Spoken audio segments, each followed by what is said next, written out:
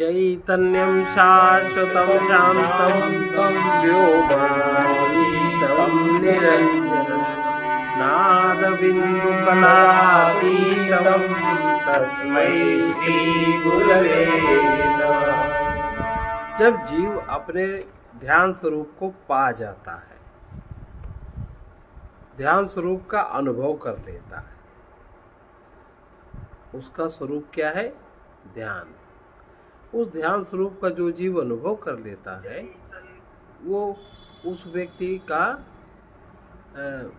वो अपने अविद्या की ग्रंथि से उसकी छूट जाती है, देहाभिमान उसका गल जाता है, और देहाभिमान गल जाता है, आत्मबोध जागृत हो जाता है।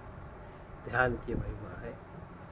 देहा गलिते देहाभिमानम विज्ञाते परमात्मनि यत्र यत्र मनो याति तत्र समाधया यत्र यत्र मनो याति तत्र तत्र समाधया विद्यते हृद्ग्रन्थि छिद्यन्ते सर्वसंशया क्षीयन्ते चास्य कर्माणि तस्मिन् दृष्टे बराबरे। देखो, किसी किसी साधना में क्रिया की प्रधानता होती है, और किसी किसी साधना में भाव की प्रधानता होती है, किसी किसी साधना में विचार प्रधान होता है, और किसी साधना में ज्ञान प्रधान होता है। तो सबसे सरल साधना ज्ञान प्रधान, लेकिन ज्ञान जागृत हो जाए ये बात बड़ी कठिन है। ज्ञान की जागृति जब तक संयमी चेतन शक्ति हमारी अपने ध्येय के रूप में नहीं प्रकाशित होती, तब तक ध्यान स्वरूप की प्राप्ति नहीं होती। आत्मा प्रत्येक वस्तु का आधार है। इस जगत में आधार मात्र आत्मा है, प्रत्येक वस्तु का आधार है, हर वस्तु का लक्ष्य है।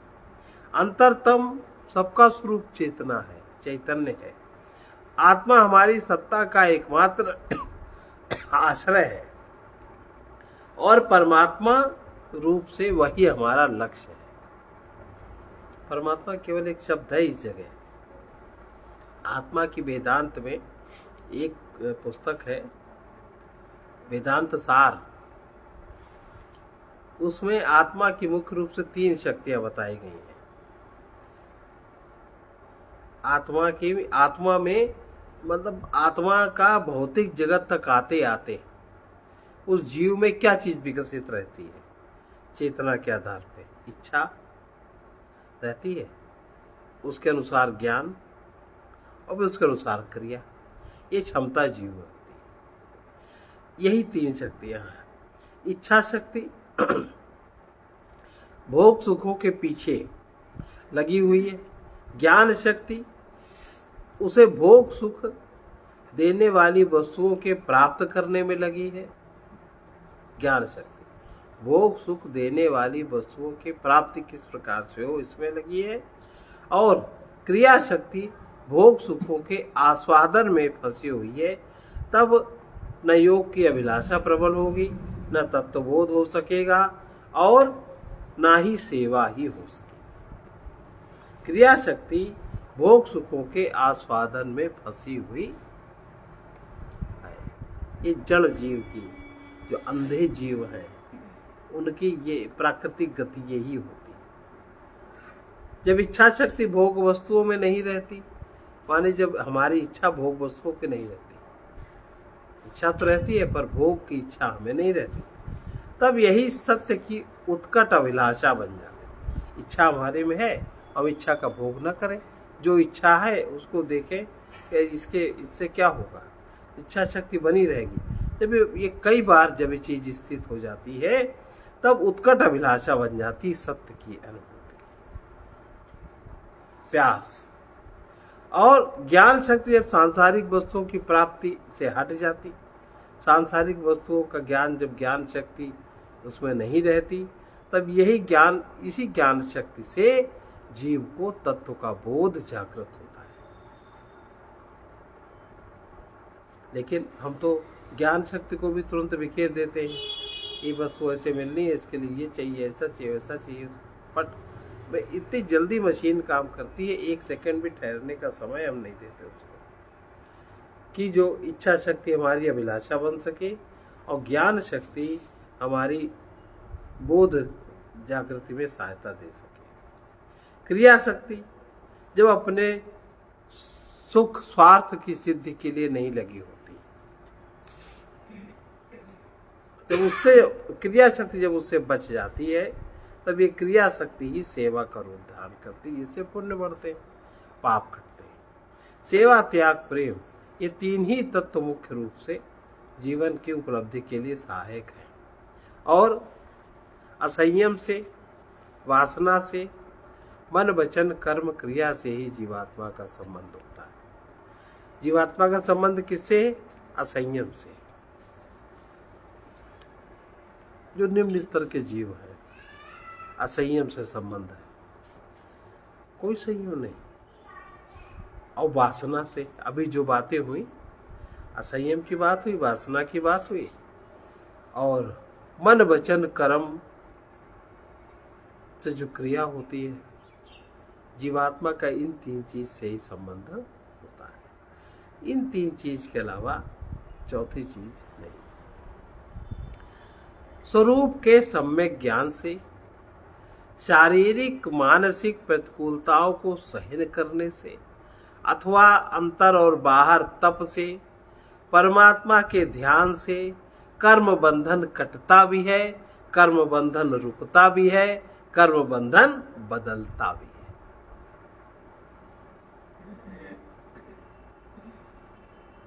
इसीलिए ये जो सिद्धांत तत्व हैं, इनको जीवन में बहुत दृढ़ता से पालन करना चाहिए। कभी किसी भी परिस्थिति से भागना नहीं चाहिए। फिर से सुनिए, एक तो स्वरूप का सम्यक ज्ञान हो जाए, परोक्ष ज्ञान होगा पढ़े लिखे का। शारीरिक मानसिक प्रतिकूलताओं को हम सह सके तो अंदर से शक्ति उत्पन्न होगी, शक्ति जागृत होने लगेगी। अंतर बाहर का तप करने लगे। हम कोई व्रत करते हैं तो हम व्रत की तरह व्रत करें, सेवा करते हैं तो सेवा की तरह सेवा करें, परमात्मा के ध्यान में डूबे। इससे कर्म बंधन रुकता भी है, कटता भी है, बदलता भी है। अगर ऐसा कोई व्यक्ति किसी के साथ कुछ सेकंड भी संबंध हो जाता है तो उसका कर्म बंधन कट जाता है दूसरे का। इसीलिए साधु महात्माओं के संसर्ग का महत्व है, क्योंकि वो तो वहां नहीं होते जहां तुम हो, और तुम अगर वहां आधे घंटे बैठे तो तुम्हारा मन तो चलेगा, प्रारब्ध भी चलेगा, कर्म भी चलेगा। तो वो तो पर्दा रह नहीं सकता। वो चीज छीण हो गई कि नहीं छीण हो गई, और उस समय कोई भयानक भोग जागृत हो जाए, वो भी छीण हो जाए। इसीलिए साधु संत के संग से कभी कभी देखा, बड़े बड़े पापी बदल जाते हैं, बड़े बड़े कुकर्मी बदल जाते हैं, बड़े बड़े विपरीत मार्ग वाले बदल जाते हैं। लेकिन जो उनका संग करते हैं, जो उनका संग नहीं करते, उनको ये चीज नहीं होती। तो किसी भी प्रकार से अगर उनका संग मिल जाए, एन केंद्र प्रकारेण श्रद्धा से भाव को भाव न कालसहु, नाम जपत संग करत मंगल दिसिद, मंगल होता है ऐसे ऊंचे लोगों के संग से। तो अपने को हम मुक्त कर पाए वस्तु से, व्यक्ति से, परिस्थितियों से, उनके मोह से हम अपने को मुक्त कर ले, उसका साधन ज्ञान पूर्वक ध्यान है। केवल ध्यान नहीं, ज्ञान पूर्वक ध्यान। अब हम लोग ध्यान के नाम से आंख बंद करके जा रहे, क्या क्या क्या करते हैं बैठ उठ के, कोई मतलब नहीं है। ज्ञान पूर्वक ध्यान है। और ध्यान का साधन क्या है? ध्यान का साधन है कि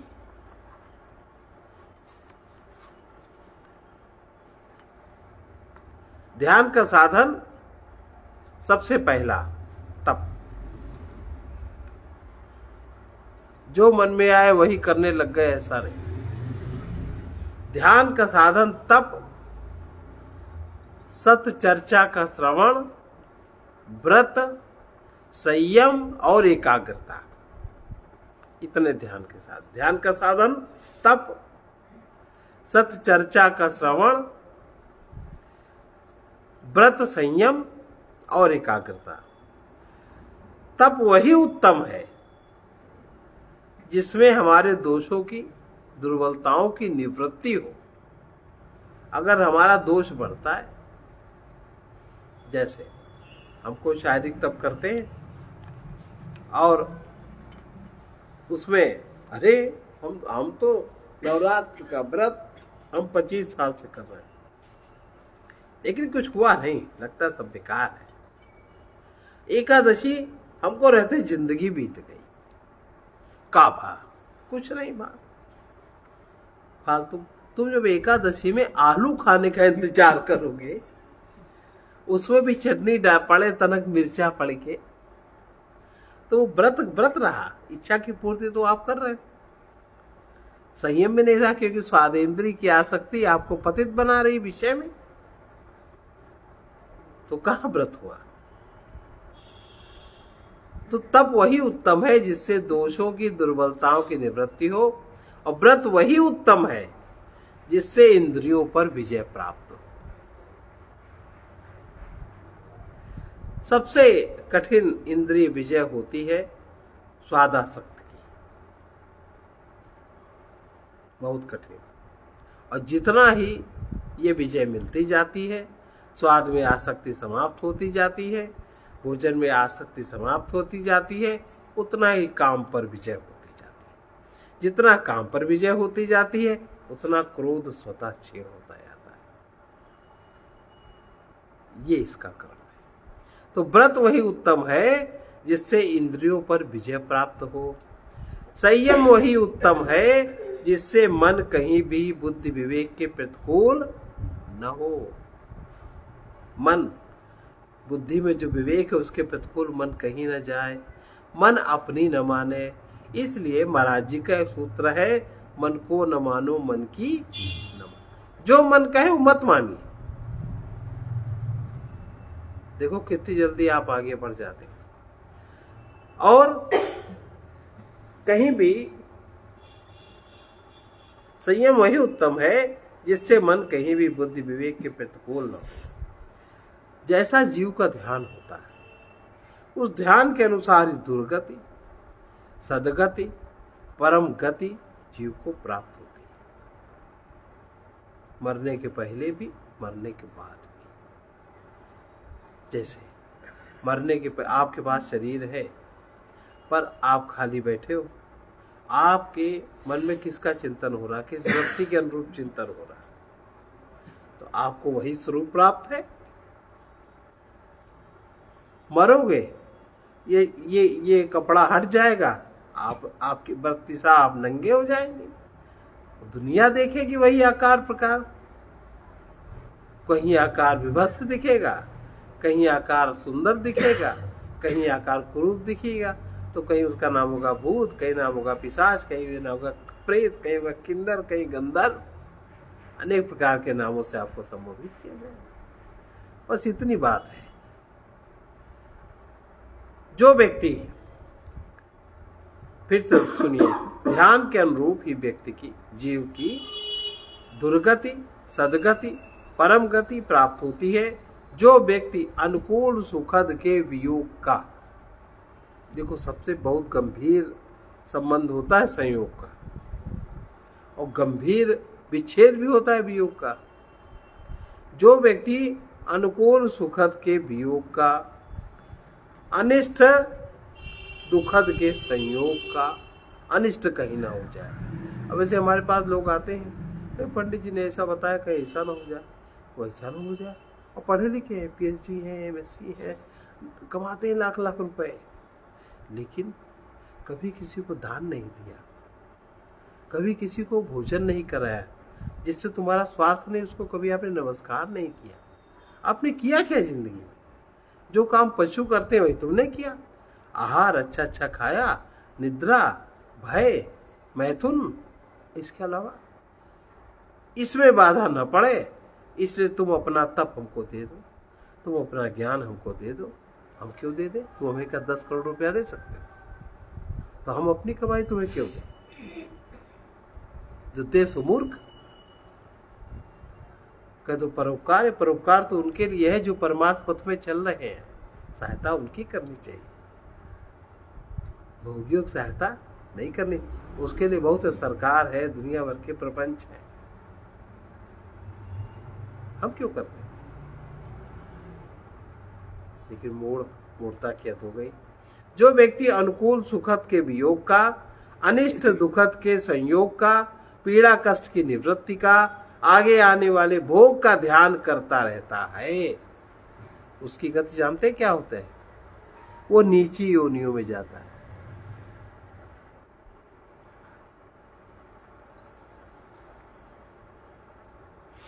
उसको नीची योनियां मिलती हैं शरीर छूटने के बाद। फिर से देखो, ध्यान के अनुरूप ही दुर्गति, सदगति, परम गति प्राप्त होती है। जो व्यक्ति अनुकूल सुखद के वियोग का, हमारा कहीं ये न संबंध छूट जाए, कहीं ये न छूट जाए, कहीं ये सब ऐसा ही बना रहे, जो यही ध्यान करता है, इसी की व्यवस्था में जुला, हम सब इसी की व्यवस्था में लगे रहते हैं, कहीं ऐसा न हो जाए, कहीं वैसा न हो जाए। और अनिष्ट दुखद के संयोग का, कहीं कुछ अनिष्ट न हो जाए, ऐसा न हो जाए, नहीं होना चाहिए, कहीं कोई मर न जाए, ये तो सोचते हैं। और पीड़ा कष्ट की निवृत्ति का, हमें ये ना हो, ये ना हो, राहु ग्रह आ रहा है, शनि ग्रह आ रहा है, फलाना ग्रह आ रहा है, दुनिया का नाटक होता है, हमें ये सब, इसी का चिंतन करता रहता है। आगे आने वाले भोग का ध्यान करता रहता है, इतना धन होगा तो ये करेंगे, ऐसा होगा तो ये करेंगे, यही तो है। वो नीची योनियों में जाता है, उसको नीची गति प्राप्त होती है। अब तुमने जिंदगी में जो किया है वही आखिरी समय भी तुमको ध्यान रहेगा। लड़की के लड़के का, भतीजे के नाती का पोता सुखी रहा है, हम जो चाहती है ना? बताओ, इस चाह का कोई मतलब? उसके बीच में कितने संबंध हो गए, वो नहीं चाहते होंगे, तुम काहे को लबड़ा पाले हो? और ये तो हो गया नीची योनियों में जाने वाला। जो व्यक्ति हिंसा का, चोरी का, झूठ का, भोगों से मिलने वाले सुख का ध्यान करता रहता है, हिंसा, चोरी, झूठ, भोग से मिलने वाले सुख का जो ध्यान करता रहता है, वो व्यक्ति नरक में जाता है। ऐसा था तो ऐसा था, अब ऐसा नहीं है, ये नरक की तैयारी कर रहा है। जो व्यक्ति वस्तु के तत्व का, कर्म के स्वरूप का, जगत के स्वरूप का, जन्म मरण की निवृत्ति का चिंतन ध्यान करता है, वो स्वर्ग को प्राप्त होता है। और जो पुरुष आत्मा का, मंत्राक्षरों का, भगवद विग्रह का तथा अरूप का अर्थात स्वरूप का ध्यान करता है, वही मोक्ष को प्राप्त करता है। ये परिणाम है, इस तरह का ध्यान करेंगे तो उसके परिणाम में ये रखा है। ध्यान, ज्ञान ध्यान के द्वारा हमारे अपने ज्ञान के अनुसार, उसके अनुसार हमारा ध्यान होता है। जितने भी अंश में त्याग हो जाता है, तप हो जाता है, उतने ही अंश में शांति होगी, और जितने अंश में शांति होगी उतने ही अंश में हम बंधनों से मुक्त होते हैं। हमें कोई बंधन नहीं होता जितने अंश में। ध्यानी के जीवन में जहां इच्छा, वासना, आसक्ति का अभाव हो जाता है,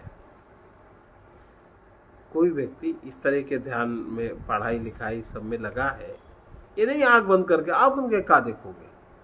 जिस व्यक्ति के जीवन में, ध्यानी के जीवन में जब इच्छा, वासना, आसक्ति का अभाव होता है, तब कर्म, तब वो जो भी कर्म करता है उसके लिए वो कर्म बंधनकारी नहीं होते।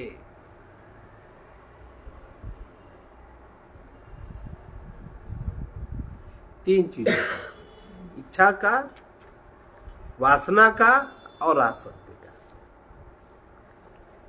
अभाव हो जाता है, तब उसके लिए कोई कर्म बंधनकारी, ये बड़ी ऊंचा स्तर है ये। तब कोई कर्म बंधनकारी नहीं होते। जीवात्मा के ऊपर 5 आवरण चढ़े। सबसे पहला, अगर आप बाहर से चलते हो, सबसे पहला आवरण है अन्नमय कोश। जिन आवरणों के कारण आत्मा का ज्ञान नहीं होता, और जब तक हम इनको विधि से विधि पूर्वक भेदते नहीं है, इनका हमें संज्ञान नहीं होता, तब तक ये हमसे काम कराते रहते। अहंकार अपना इनके माध्यम से बढ़िया बढ़िया करता रहता, किसी के नहीं सुनता, किसी के नहीं करता, खुद उसको वो विवेक नहीं है। वो कहता है हम तो स्वतंत्र हैं, हम किसी को नहीं मानते। ऐसे बहुत लोग हैं, और फालतू में बाय बंड ऐसे दाएं दाएं ऐसे घूमते रहते। भाग्यानुसार भोजन तो मिलता ही है, वस्त्र भी मिलता है, रहने की जगह मिलती है, सब भाग्य से पहले से निश्चित होता है। उसको लगता है देखो हम ना कुछ करें ना धरे, हमारे साथ तो ऐसा ऐसा है। तो 5 आवरण में सबसे पहले अन्नमय आवरण, दूसरा प्राणमय आवरण, तीसरा मनोमय आवरण, और विज्ञानमय आवरण, आनंदमय आवरण। 5 सीमाओं को पार करने पर सत्यात्मा का बोध जागृत होता है। 5 चीजें पार हो जाती है। प्रायः जो स्थूल शरीर है, स्थूल शरीर रूपी आवरण को देखकर प्राणी मुग्ध होते हैं, चाहे भीतरी सूक्ष्म शरीर रूपी आवरण कितना ही मैला क्यों न हो, वो तो दिखाई नहीं पड़ता। लोग लड़की को देखने जाते हैं, बाहर देख लिया और ठीक है, अंदर से देखने की क्षमता ही नहीं, वो नहीं देख पाते। चाहे भीतरी सूक्ष्म शरीर रूपी आवरण कितना ही मैला हो, उसकी स्वच्छता का पक्ष, सूक्ष्म शरीर की स्वच्छता का पक्ष बिरले ही विवेकी लेते हैं। सूक्ष्म शरीर माने क्या होता है? 5 ज्ञानेंद्रियां, 5 कर्मेंद्रियां, 5 प्राण, मन और बुद्धि, ये सूक्ष्म शरीर है। अधिकतर ऊपर का खोल सभी साफ सुथरा दिखाना चाहते हैं, क्योंकि लोगों को आकर्षित करना है, इसलिए ऊपर की खोल की ही बनावट, उसी के तरह का आधार, ऊपर के आवरण का आधार बना करके उसी को लोग बनाते और बिगाड़ते रहते हैं। ध्यानी जिसका प्रकट हो जाता है, ध्यान स्वरूप जिसका प्रकट हो जाता है मन के स्तर पर, बुद्धि के स्तर पर, और जिसका अहंकार क्षीण हो जाता है। बुद्धि के स्तर पर अगर ध्यान स्वरूप प्रकट हो जाएगा तो आपका अहंकार नहीं बचेगा, और फिर वही मन के लेवल पर आएगा तो आपका अभिमान नहीं बचेगा, और जब वही इंद्रियों के लेवल पे आएगा तो आप में सुखासक्ति नहीं बचेगी। आप हो गए निर्दोष। ध्यानी ही अपने निर्दोष नग्न स्वरूप को देख पाता है। ध्यानी ही अनुभव कर पाता है कि मैं शरीर नहीं हूं, मैं शव नहीं हूं, मैं शिवमय हूं। ये ध्यानी को अनुभव होता है। यथार्थ साधक को जब यथार्थ ज्ञान द्वारा स्वाधीनता पूर्वक, जब अपने अधीन उसका अहंकार मन बुद्धि चित्त हो जाता है, अनंत नित्य चिन्मय जीवन से तन्मयता प्राप्त होती है, तभी यही उसकी जाति एकता है। इसके नीचे वो जाति एकता का अनुभव नहीं कर पाता। जब अपने ध्येय वस्तु के अतिरिक्त, ध्येय माने हम जो चाहते हैं, ध्येय वस्तु के अतिरिक्त अथवा अंतर्यामी परमात्मा के अतिरिक्त अन्य किसी का स्मरण नहीं रहता, प्रियतम स्वरूप में ही तन्मयता हो जाती है, यही ध्यान कहा जाता है। ध्यान किसको कहते हैं? जब ध्येय वस्तु के अतिरिक्त अथवा अंतर्यामी परमात्मा के अतिरिक्त अन्य किसी का भी स्मरण नहीं रहता, माने तुरीय अवस्था में जिसकी निरंतर स्थिति हो जाती है। तुरीय अवस्था में होकर के जो अपनी अन्य तीनों अवस्थाओं को मैं और मेरी नहीं मानता, वो उसी में स्थित हो जाता है। स्मरण नहीं रहता, प्रियतम के स्वरूप में, चैतन्य स्वरूप में ही तन्मयता हो जाती है, इसी को ध्यान कहा जाता है। सांख्य योग में ध्यान की परिभाषा बताई गई, ध्यानम ही निर्विषयम मना। फिर ये हो गया, चिन्मय रूप में तन्मयता हो गई, तब सांसारिक चिंताओं वासनाओं से सनी हुई बुद्धि जब ध्यान युक्त नहीं होती, तब ज्ञान का आश्रय लेकर दृश्य जगत को विचार दृष्टि से बार बार विनाशी परिवर्तनशील समझते हुए समझते रहना आवश्यक है। जब तक सांसारिक चिंताओं से, सांसारिक वासनाओं से बुद्धि सनी रहती है और बुद्धि ध्यान युक्त नहीं हो पाती, बुद्धि स्वयं में स्थिर नहीं हो पाती, ध्यान की स्थिति नहीं बन पाती, तब ज्ञान का आश्रय लेकर जो असत दृश्य है इसको विचार दृष्टि से बार बार विनाशी परिवर्तनशील समझते रहना आवश्यक है। जब बुद्धि सत्य में अव्यवस्थित हो जाती, जब बुद्धि सत्य में अवस्थित हो जाती, जब उसकी अव्यवस्था समाप्त हो जाती है असत्य में, जब बुद्धि सत्य में व्यवस्थित हो जाती है, तब उसे ही ज्ञान कहा जाता है। और जब मन सत्य में स्थित हो जाता है उस अनुभव में, तब उसको ध्यान कहा जाता है। बुद्धि जब चैतन्य में स्थित हो गई तो उसको ज्ञान कहा जाता है, और मन जब उसमें स्थित हो जाता है, मन जब सत्य में स्थित हो जाता है तो उसको, मन जब सत्य में स्थिर होता है उसको ध्यान कहते हैं, और बुद्धि जब सत्य में व्यवस्थित होती तो उसको ज्ञान कहते हैं। तब व्यवस्थित बुद्धि वाले से यह ध्यान निष्ठ श्रेष्ठ है।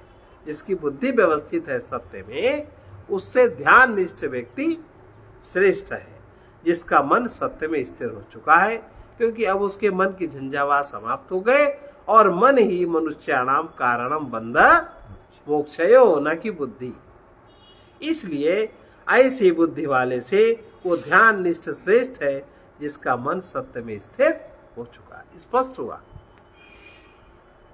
ऐसा जहां भी मन जाए, इस योग में स्थित व्यक्ति गुरु हो जाता है। अब ऐसे गुरु का आदेश है, जहां भी मन जाए वहां से मन को लौटा के अपने भीतर जो विभिन्न प्रकार के चक्र है, उस चक्र में स्थिर करो। सबसे पहले तो आज्ञा चक्र में स्थिर करने की कोशिश करें, बहुत चंचलता हो तो। और दृश्य का स्मरण होते ही सब क्षणिक है, सब नश्वर है, कुछ भी एक रस नित्य साथ नहीं रहता, सभी कुछ त्याज्य है, त्यागने योग्य है, क्योंकि अंत में सब कुछ दुख है। ऐसा अभ्यास किया जाता है। ध्यानाभ्यास में स्थिर आसन सर्वप्रथम आवश्यक है। स्थिर आसन,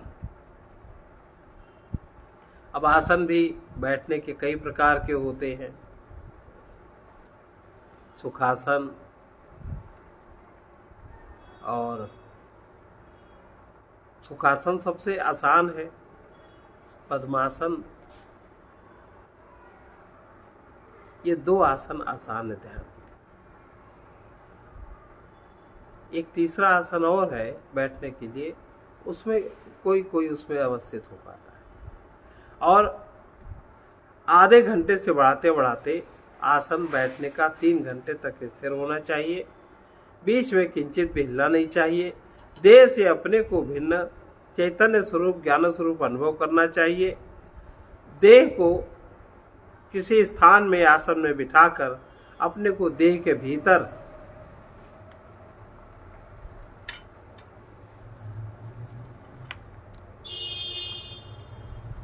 देह को किसी भी आसन में बिठाकर,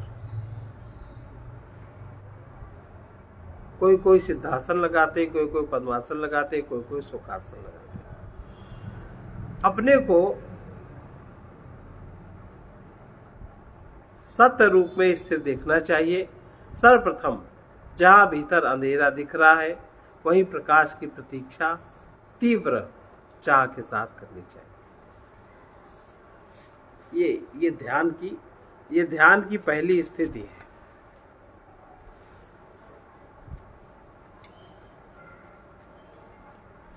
ध्यान में प्रकाश की प्रतीक्षा में जितनी ज्यादा एकाग्रता बढ़ती है, उतनी शीघ्रता से प्रकाश प्रकट होता है। लेकिन अगर आप जीवन में पुण्य दान नहीं करते तो ये नहीं हो सकता। इसके लिए पाप की क्षीणता आवश्यक है। जो ऊपर पाप बताए, वो पाप जो संचित पाप है वो कम हो, उसके कम करने के लिए तपस्वी जीवन चाहिए, तप चाहिए, सेवा चाहिए, वो आवश्यक है। अगर तप और सेवा आपसे नहीं बनती तो आपको ध्यान फलित नहीं हो सकता, आपको ध्यान नहीं सध सकता। अब अंतर प्रकाश की जगह कोई कोई साधु बाहर से टार्च मारते हैं, कोई कोई कहते हैं आंख की पुतली दबा, दुनिया के नाटक चलते हैं, ये सब नाटक करने पड़ते हैं। कोई कोई बिंदी लगाते हैं भाव के बीच में, जाने क्या क्या, जबकि ये सब कोई भी आवश्यक तत्व नहीं। उसी प्रकाश में कायालोक का दर्शन होता है, उसी प्रकाश में सूक्ष्म शरीर, कारण शरीर, अन्नमय कोश, प्राणमय कोश, मनोमय कोश, ज्ञान आनंदमय कोश, विज्ञानमय कोश, इनका दर्शन होता है। इस ज्ञान की दृष्टि को ही दिव्य दृष्टि कहते हैं। इसे तृतीय, जो कि तृतीय नेत्र द्वारा प्राप्त होती, इसी को शिव नेत्र कहते हैं। ध्यानाभ्यासी योगी जनों के वर्णन में प्रायः एकता नहीं मिलती। जो जहां तक पहुंचता है उसी को पूर्ण सिद्धि मान लेता है।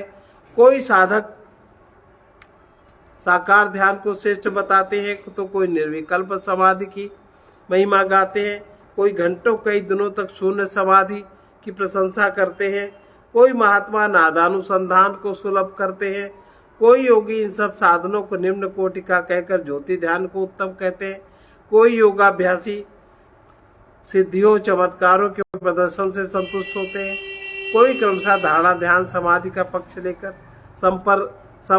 संप्रज्ञात समाधि या संप्रज्ञात समाधि की ही साधना को सर्वोपरि और श्रेष्ठ मानते हैं। निर्विकल्पता से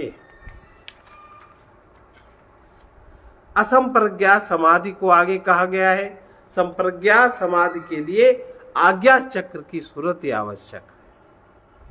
अगर आज्ञा चक्र में एकाग्रता नहीं होती तो संप्रज्ञात समाधि प्राप्त नहीं होती। असंप्रज्ञात समाधि के लिए सहस्त्रार में सुरति योग होता है। सुरति स्थिर करने के लिए प्रकाश करने से प्रकाश मिलता है, तभी अंतर में दर्शन होना आरंभ होता है। ऐसा योगविदाचार्य लोग जानते हैं। सतत प्रयत्न से ही स्वरूप का बोध हो पाता है, तभी मन शांत और समाहित हो पाता है। त्रिगुण से बना हुआ जो कुछ भी है वो सब दृश्य है। प्रकाश क्रिया स्थित, प्रकाश क्रिया और स्थिति जो दृश्य है, इसके तीन, इसका स्वभाव में तीन चीजें हैं। प्रकाश है, क्रिया है और उसकी स्थिति है। ये उसका स्वभाव है।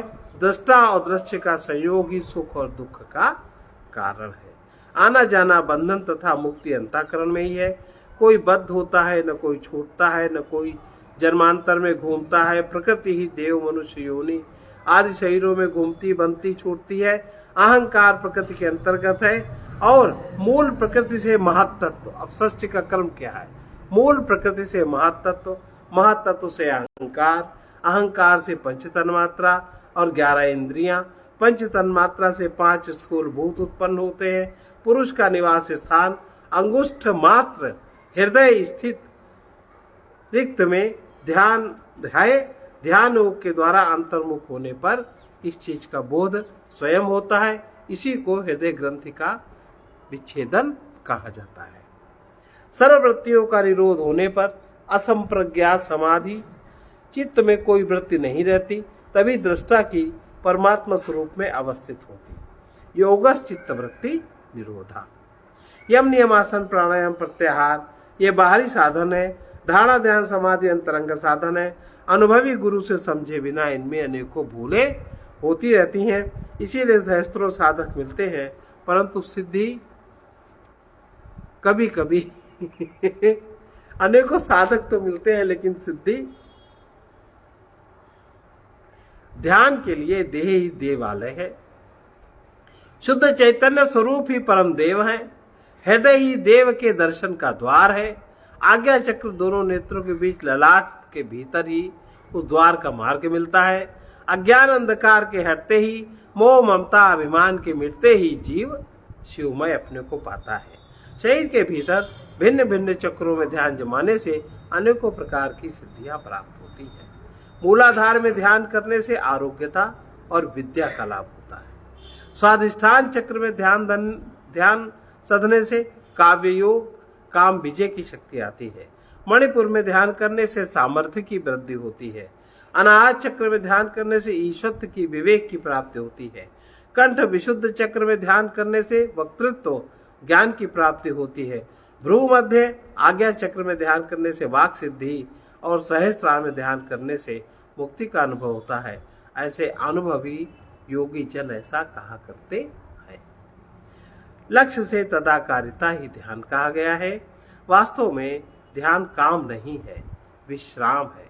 जब कभी भी बहुत विश्राम का अनुभव हो, जैसे आरंभ में कहा था कि ध्यान प्रकट, हमारा स्वरूप ध्यान है, वो प्रकट होता है बुद्धि के तल पे, वो प्रकट होता है मन के तल पे, वो प्रकट होता है इंद्रियों के तल पे। तो उसके अलग अलग नाम है, शुरू में कहा। इसलिए ध्यान काम नहीं, विश्राम है। उसी विश्राम में कर्ता का दर्शन होता है और कर्ता अहंकार है। क्रिया कर्म ही कर्ता के दर्शन में बाधक है। बस इतना ही।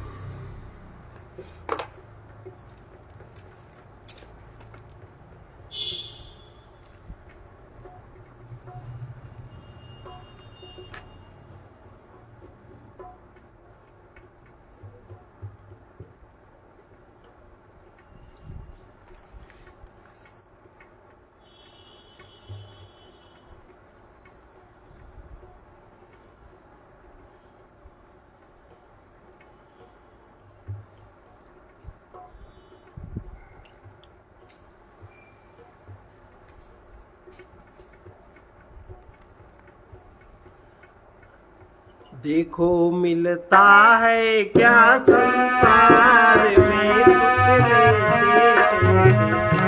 देखो मिलता है क्या संसार में सुख देते।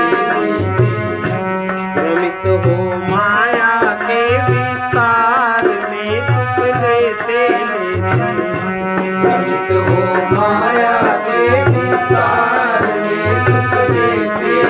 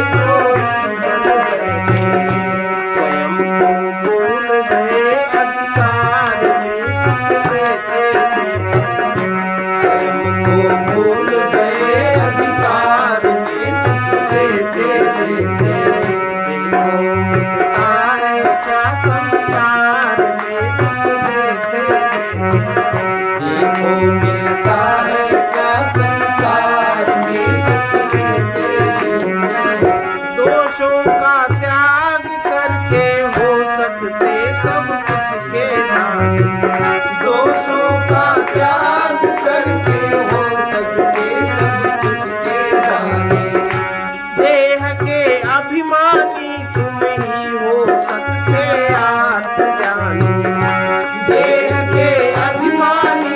ही हो सकते जानी।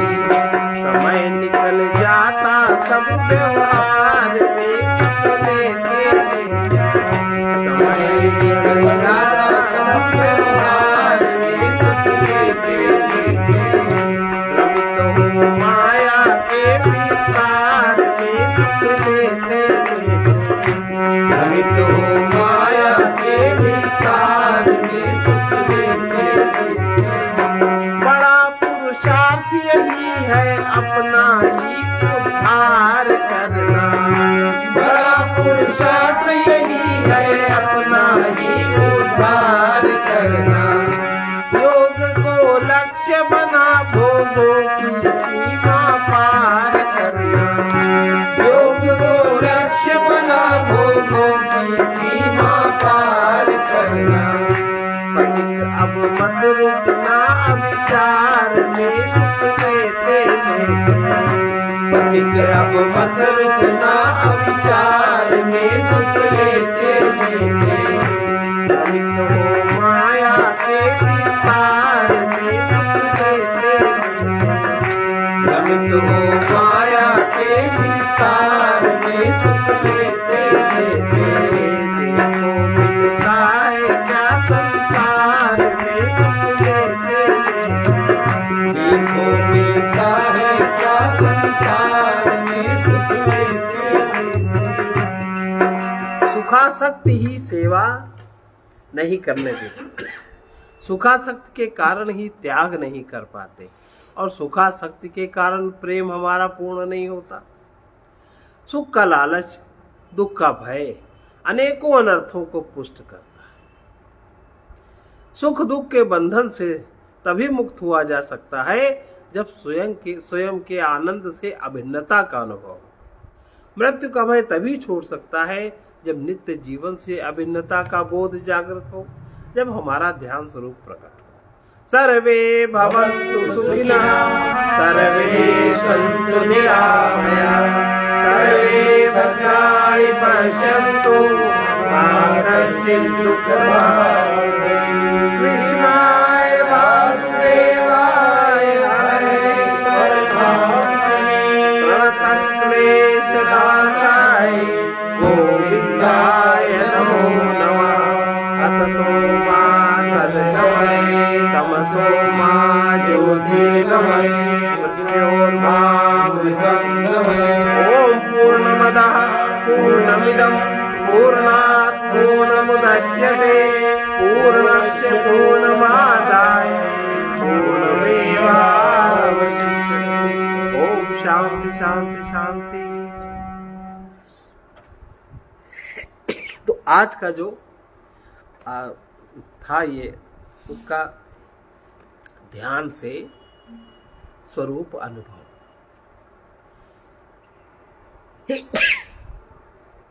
ऐसा